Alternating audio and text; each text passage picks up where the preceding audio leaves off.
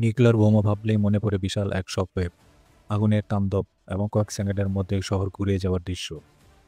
কিন্তু আসল আতঙ্ক বোমা বিস্ফোরণে নয়, বরং তার পরবর্তী অবস্থায়। প্রাণঘাতী রেডিয়েশন গোটা অঞ্চলকে দশকের পর দশক বসবাসের অযোগ্য করে তুলতে পারে।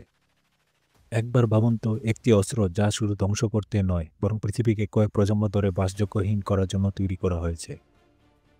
এই হলো কোবাল্ট বোমা, যা তাত্ত্বিকভাবে ডুমডেস নামে পরিচিত, যা পৃথিবীকে রেডিও অ্যাক্টিভ নরকে পরিণত করতে পারে। বিশেষজ্ঞদের মতে এটা হয়তো কখনো তৈরি হয়নি, তবু এই অস্ত্র মানবজাতির অন্ধকারের দিকের প্রতীক। কিন্তু এটা আসলে কিভাবে কাজ করে, আর এটা কি সত্যিই আমাদের সবার শেষ দেখে আনতে পারে? যখন মানুষ পারমাণবিক শক্তি ব্যবহার শিখল, তখন থেকে এই ধরনের অস্ত্রের ধারণা এসেছিল।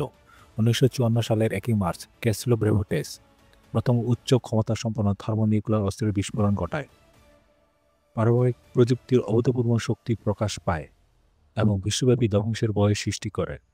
এই বই দশকের পর দশক ধরে রাজনীতি, প্রতিরক্ষা কৌশল এবং সংস্কৃতিকে প্রভাবিত করেছিল। আর এই সময় থেকে জন্ম নেয় ডুমডেস ডিভাইস নামে ধারণাটি, যা এমন একটি অস্ত্র যা পুরো পৃথিবীকে ধ্বংস করতে পারে।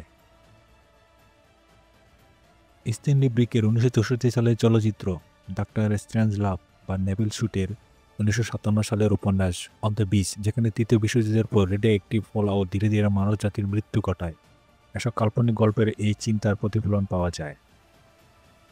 এখন কল্পনার জগৎ থেকে বেরিয়ে আসি এবং আজকের পারমাণবিক অস্ত্রের বাস্তবতা দেখি। সব নিউক্লিয়ার অস্ত্রই ভয়ঙ্কর, তবে তাদের নকশা ও প্রভাব ব্যাপকভাবে ভিন্ন।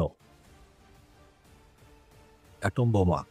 প্রথম প্রজন্মের এই বোমাগুলো যেমন হিরোশিমা ও নাগাসাকিতে ব্যবহৃত হয়েছিল। এই অস্ত্রগুলো ভারী উপাদান ভেঙে বিপুল শক্তি উৎপন্ন করতে পারে। হাইড্রোজেন বোমা। পরবর্তী প্রজন্মের এই অস্ত্রগুলি বিভাজন ও সংযোজন একত্রিত করে আরও ভয়ানক শক্তি উৎপন্ন করতে পারে।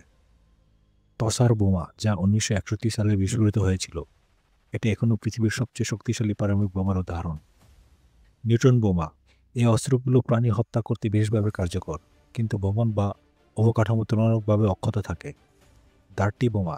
যদিও এগুলো সত্যিকারের পারমাণবিক অস্ত্র নয়, তবে এগুলো রেডিও অ্যাক্টিভ উৎপাদন ছড়িয়ে অঞ্চল দূষিত করতে পারে। কোবাল্ট বোমা। কোবাল্ট বোমা এই ভয়ঙ্কর অস্ত্রগুলোর চেয়েও এক ধাপ এগিয়ে। এটি একটি সল্টেড বোমা, যা বিস্ফোরণের পর ভয়াবহ রেডিও অ্যাক্টিভ দূষণ ছড়াতে পারে। এই বোমায় ব্যবহৃত হয় কোবাল্ট 59, যা বিস্ফোরণের সময় কোবাল্ট 60 এ রূপান্তরিত হয়। এটি একটি অত্যন্ত রেডিও অ্যাক্টিভ আইসোটোপ, যার হাই লাইফ 5 বছরের বেশি।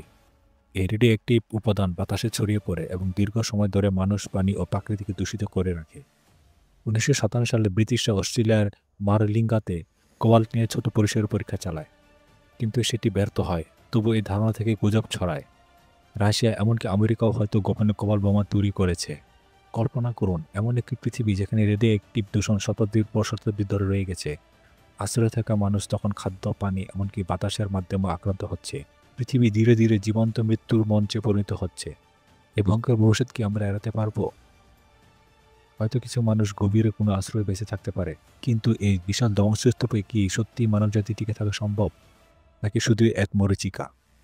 আপনার কি মনে হয়, আমরা কি এমন এক বিপর্যয় মোকাবিলা করতে সক্ষম হব, নাকি এটি আমাদের পুরো প্রজাতির জন্য এক অগম পরিণতি?